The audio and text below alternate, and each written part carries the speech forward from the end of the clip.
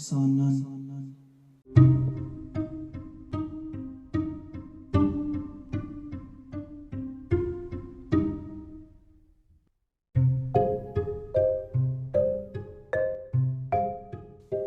Hey Nightlings, and welcome to the very first episode of the Horror Headquarters. As you can tell from my voice, I am extremely excited about this. I am overjoyed that I'm finally doing this. This has been a dream that I've had for very long. I won't get too much into it because you guys are here to listen to horror related things, but I just wanted to start today by giving a brief introduction into all the amazing people that have clicked play on this episode. I just want to start by saying my name is Hassan Shamut. I'm 22 years old, and I am a university student majoring in biology and minoring in drama, as well as being an aspiring actor and singer. I'm all everything. I created this podcast because I absolutely love horror. I enjoy everything about it, the depths, the foreshadowing, the twists, the characters, the story, the plot, all of it. It's just extremely interesting to me, and it really takes my mind to a different universe where I can be happy and joyful. And I thought, what better way to continue to expand on that joy than to create a podcast for others to hear that also have a similar or new interest in horror. Or maybe you're just here to, let the time pass. But whatever reason, I'm glad you're here because I am so excited that today is going to be about my favorite horror movie of the 21st century. And that movie is The Nun.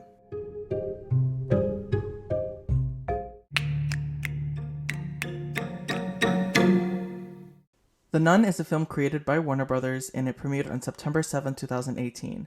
It's directed by Corin Hardy, and it's the highest grossing film in the Conjuring universe, amassing $365 million at the box office, with a budget of only $22 million. Now, the film stars a novitiate, played by Taissa Farmiga, and a priest, played by Damien Bichir, who are sent by the Vatican to investigate the suicide of a nun. Now, throughout the film, they realize that the Abbey of St. Carta withholds a malevolent secret, and they end up risking their lives in order to put an end to it. Now, I want to start this review by stating that this film is extremely underrated. Now, of course, everyone is entitled to their own opinion, but I watched this film sometime during the middle of 2020, being that I was still quote-unquote underage when it released in theaters. But when I finally had the chance to watch it at home, I prepped by waiting until after sundown. That's right, to all of you out there that watched it while the sun was out, and even worse, you watched it with your friends, you missed the scare factor and the true meaning behind horror films. Yet you're in the review section of the film stating how horrible it was and that you guys laughed throughout the entire movie. I can't. Now, to all the non-horror fans listening, if someone is laughing during a horror film, that's psychotic. Run very far away from that person, because if they laughed, especially during this film, you're in trouble. But I am generally extremely against watching horror films while it's light outside, because they're meant to be watched in the dark. I mean, those who get it. I can't explain it further than that. It's just meant to be watched in the dark at night, whether it's when there's no more light outside, or if it's at midnight, or if it's at 3:13 or 3:12 or whatever. That's when you guys are supposed to watch horror films. That's just my opinion, though. Now, I watched this alone. I did not watch this with anyone because no one in my family likes horror films. I am the odd one out, I guess you could call me. But I could not sleep for 2 weeks after watching a horror film. And if I cannot sleep after watching a horror film, then that's the biggest indicator that it was an amazing film and that it was truly terrifying, in my opinion. I was scared to turn off the lights. I was just terrified altogether of closing my eyes. I can't express it because the feeling of it was horrible, but I loved it because it was kind of like oxytocin in a way. It like gave me like an amazing feeling inside. It's creepy. Only horror fans will understand what I'm explaining. But yeah, this film was phenomenal. Hence why it's my favorite horror film of the 21st century. But anyways, from the moment the film started, the chorus sent chills down my body. It's just the intro of horror films really sets up the rest of the movie, whether it's music playing, whether it's a scene where somebody's killed, or you realize what the plot is of the film. It just sets the fear factor to build as the story progresses. I love the use of the crosses throughout the film. That was pure genius. Having them scattered across the grounds of the Abbey, as well as in the corridor where a door read God ends here, where we're introduced to Vlach, the demon. It just made me expect something terrible to happen anytime a cross was present. And that opening scene, chef's kiss. It hooked me like no other horror film could, and it had me frozen on my couch. I was like afraid to like even make any sudden movements.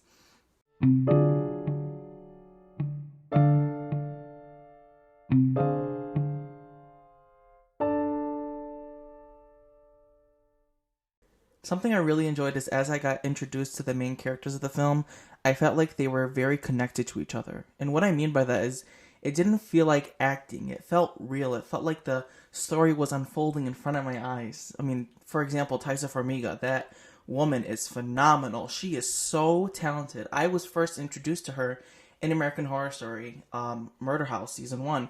And I instantly knew that she was destined for greatness because she portrayed the character in a way that I hadn't seen in any other television show before. She did it so well, and now seeing her do this role of Sister Irene and really capturing the innocence of the character alongside Damien Bachir, who plays the priest, they just work off really well together. And throughout the film, they encounter multiple demonic scenarios, each which pushes them deeper down a dark pit of evil. And, of course, I can't forget Frenchie, who's a French-Canadian farmer, played by Jonas Bloquet, and he assists the two members of the church in guiding them amongst the grounds, and ultimately becoming a part of the fight towards holiness. The collection of acting skills amongst these three actors is insane, and it works out so beautifully throughout the rest of the film, and it's extremely rare to find this connection with actors and actresses in a lot of other films, or just any film in general for that matter.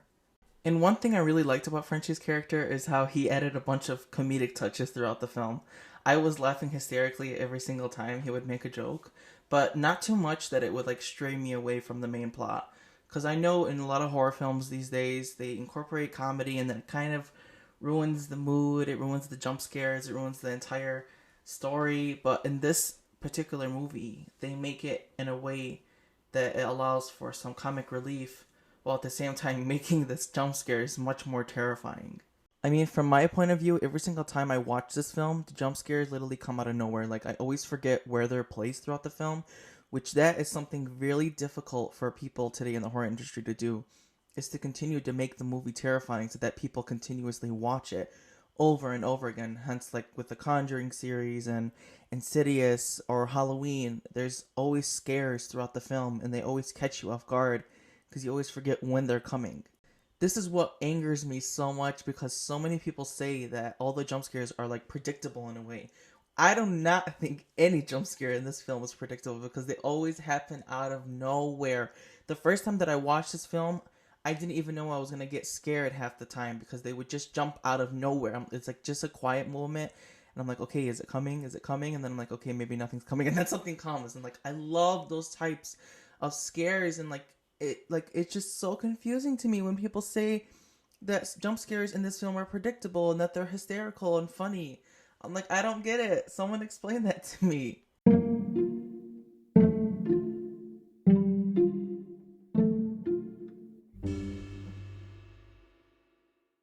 Another thing I enjoyed about this film is that rewatching it over again, I've only watched this film like 3-4 times because, like I said, it gives me nightmares for like 2 weeks.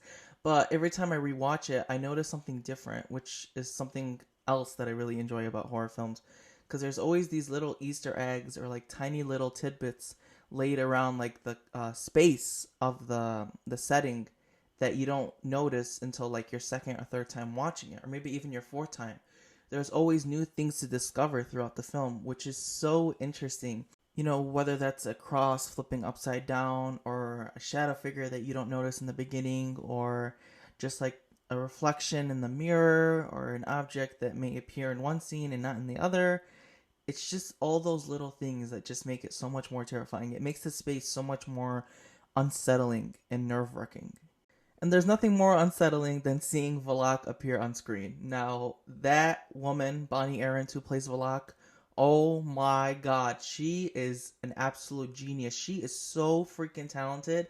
The fact that they don't use like any like special effects on her face, like that's literally how her face is. Like she literally was born for this role in the best way possible. Like I don't mean that in a rude way. I mean that in the best way possible. It's just her facial figure is so perfect. I mean, we were first introduced to her character in The Conjuring 2, and she did a phenomenal job, like, just completely being quiet. Like, the thing about Valak is that Valak does not speak. I mean, obviously, a lot of demons don't speak, but just the silence and the terror that surrounds Valak, Bonnie Aarons perfectly encapsulates that feeling, and it just carries on throughout the film because she just appears out of nowhere, and it's oh my gosh. Just the haunting music and her subtle movements is just enough to give anyone a heart attack. You know they're near when the lights go out or like a cross flips upside down, and of course the faceless nuns. Oh my god, I can go on and on about the faceless nuns. Those were an absolute genius idea. I don't know who came up with that idea, but whoever did, they deserve a raise because the faceless nuns, especially in times where there was like no music playing in the film, extremely unsettling, uncomfortable, and a lot of those appeared in my nightmares. So, not a big fan of them, but I love them. Now, Valak could possibly be the most terrifying demon in the Conjuring series. And I say this because Valak is given a full cauldron where she's able to terrify not only the actors on the screen, but the audience watching. It's just the bone-chilling jump scares and the frightful presence that this character contributes to the space and architecture are impossible to look past. Like, Valak is so powerful and she's so evil and sinister. It's just so scary. And like, I love when they catch me off guard and I'm like left covering my eyes in the most terrifying scenes where nothing's even happened yet, but you can feel an energy shift in the scene. You know something's about to happen, but you don't know when. And you're just like covering your eyes and your whole body's tense. You don't want to move, make any subtle movements because you're afraid something's going to happen. It's just that overall energy and environment that I love and I hunger for, and that so many horror fans are so thirsty for when it comes to horror films like this. Now, anytime something violent or gory is going on in the film, it's so hard to look away. Even though you want to, like, it's so disturbing what you see, like, laid out in front of your eyes. You cannot turn away because it's so intense and it's so interesting and it feels like it's happening in real time. And you have to know what happens after. You have to know what's happening during. As, like, painful as it is to look and see what's going on and, like, you feel achy all around, you have to keep watching. It's just so intense. It's like when a car accident happens and it's so bad, but you have to look and you have to see what happened. It's literally like that, but in a way where obviously no one's actually getting hurt. And it's just so interesting. And it's mind-boggling to me that people dislike this film. Like, I'm going to keep going back to that point because I don't understand how people can dislike this film. Like, it's so good and it's so terrifying and it has the perfect amount of comedic relief in it. And I see reviews where people were saying they were laughing the entire time, or like, this is the stupidest movie of all time. It was so boring. It wasn't scary at all. They didn't serve a lot correctly and everything. I'm like, what are you guys talking about? I'm like, did we watch the same movie? Like, genuinely. Like, there's a Q&A under this podcast right now. Did we watch a different film? Are we all on the same page? Like, what is the disconnect? Like, what is not connecting about the horrors of this film? Please help me understand. I am interested in seeing it from different people's point of view. I mean, obviously, we get scared by different things, but like, calling this film funny? Like, are you kidding me? Calling the jump scares boring and hilarious? What? Are you kidding? Like, I like feel like a joke is being played on me, like, personally, because there's so many people that I've talked to that think that this movie is not scary at all, and they're like, oh my god, I can watch that 100 million times and like laugh every single time. And like, the only person that I've ever found to find that film terrifying is my cousin and my horror teacher, who said that this film is extremely underrated and that people don't watch horror films correctly, which goes back to my point where only horror films can be watched at night. I'm sorry. for 99.9% of horror films, they can only be watched at night to get the actual feeling of terror. If you watch it in the morning, you're not going to get that same feeling. I feel like every day I wake up, I dream of finding someone that I can talk about this film with 24/7. So if there's someone out there, this is going to sound like a dating site. If there's someone out there that is extremely interested in this film like I am and like cannot stop talking about it and like is so interested in it, please reply in the Q&A below or like just send me or like a request. Please, please, please, because I need to know that I'm not the only one who feels this way, because I feel like all the good reviews on like IMDb and Rotten Tomatoes are all by bots and people that are paid to do that. I need to find someone that I can talk about with this film so that they can understand how truly terrifying it all is. And another thing that I really enjoy is that when the time allots for the history of the Abbey to take place, it just helps connect so many of the dots scattered across the film. I definitely see it as a crucial part of the film that allows the story to build and for us as the audience to see the development of the characters in real time. And it also helps portray the gorgeous cinematography and the directing of the film. It's just all so phenomenal and mind-boggling. I just need someone to see it the way that I do. Now, you might be asking why I haven't been really reaching out to people that dislike this film. And the truth is, I have. And the number one thing that each and every single one of them said is that they watched it with friends and they watched it in the morning.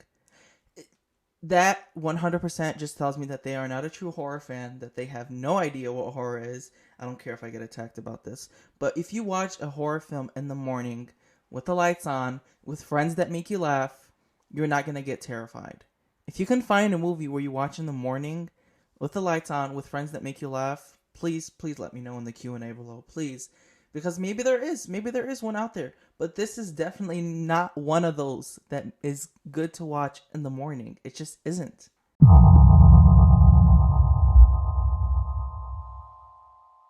Alright, now straying away from all of that drama, I want to talk about my favorite scene in this movie. And I'm not going to spoil anything, so don't worry.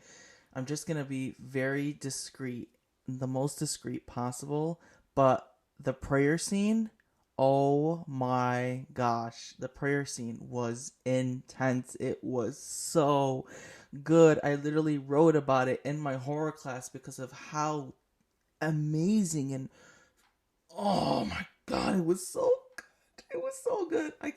There's no words to describe the terror and how scary it was through the whole thing. Oh my god, like you're praying and like you're doing something that's considered holy, yet there's so much bad things happening during the scene. It's just so amazing, and it's horrifying to say the least. And I'm gonna keep repeating myself because there truly is no words or expressions to fully like explain how amazing the scene was and how well it was directed and written, and the acting, just all of it together. It came out so great. It was just it's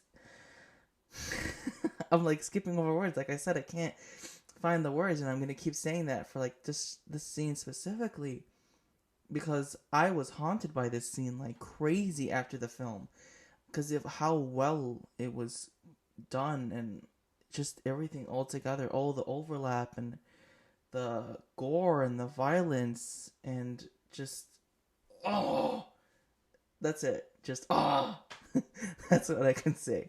That's it. Like there's nothing else.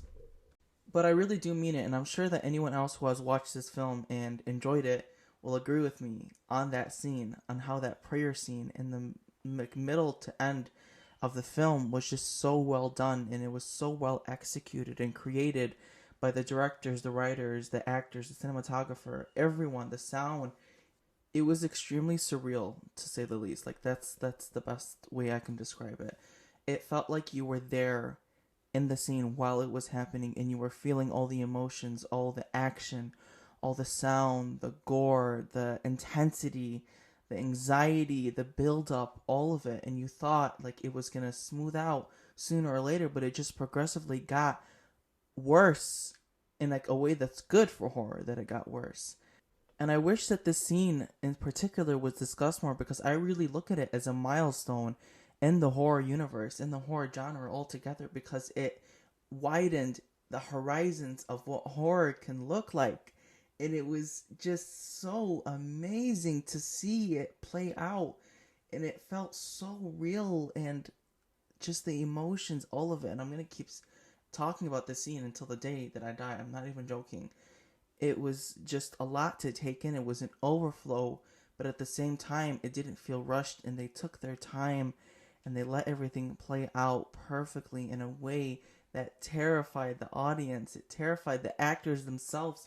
They literally, you guys probably don't know this if you haven't done your research, they saged the sets every time they were about to do a scene, because like the prayers and everything and the curses, they were all actual prayers and like curses and everything. Like these were real things going on, happening in like real life, and they didn't want to like conjure anything evil during like the filming. Obviously a lot of stuff did happen during filming, but that's one of the most vulnerable places for it to happen, is during a prayer scene. Now, The Nun, in my opinion, receives a 10 out of 10. I don't see any flaws with it. I don't see anything that could be improved, except that I wish it was longer. That's the only critique, is that I wish it was longer. But if it was longer, it would have to be executed properly and correctly, in a way that would continue to build the terror of the film and the anxiety that stems from it.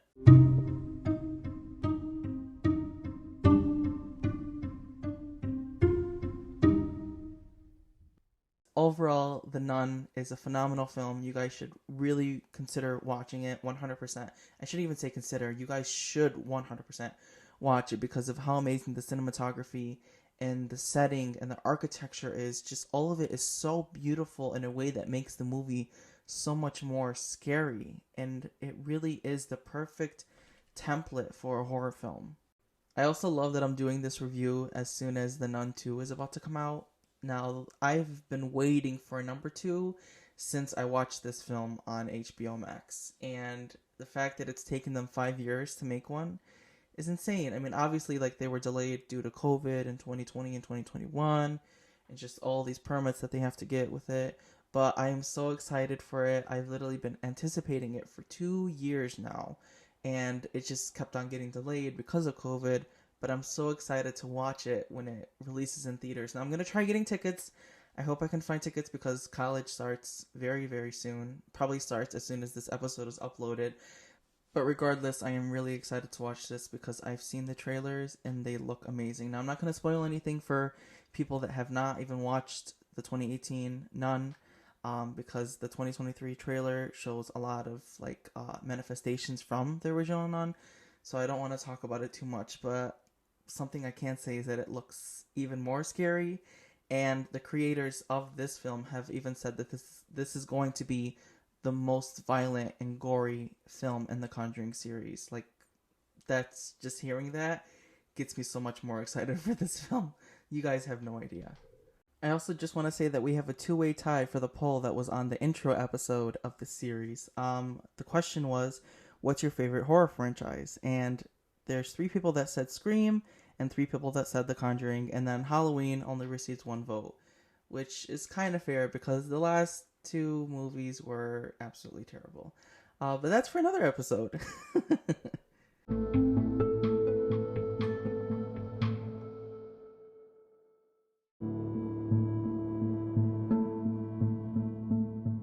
And that wraps up the first episode of the Horror Headquarters, and I am so glad that I did the first one on my favorite movie of the 21st century, The Nun. I want to thank you guys all so much for listening. If you guys reached this far, I appreciate your support and your kindness and love towards this new journey that I'm embarking on. I'm so excited to continue reviewing horror films and shows in the future, talking about haunted landmarks around the world, and of course my own horror experiences. So overall, this was so much fun to do. I can't wait for future episodes to come out. I can't wait to see where this podcast goes. But one thing's for sure is that I'm going to continue to pursue this as long as I'm living, because I love talking about horror. I am a 100% horror geek, and this was a lot of fun. So again, thank you guys so much. Please, if you have any requests for horror films or TV shows that I should watch, please drop them in the Q&A. Any questions you have about the podcast, about me, about future episodes, about recommendations, please also drop those in the Q&A box. And there is also a poll on this little episode. I'm not going to say what it is. You guys have to scroll and look. But whoever the winner is, I will announce on the next episode. Again, thank you guys so much for joining and hearing me babble about The Nun. But until next time, tread lightly and pray for forgiveness. Midnight hour is approaching.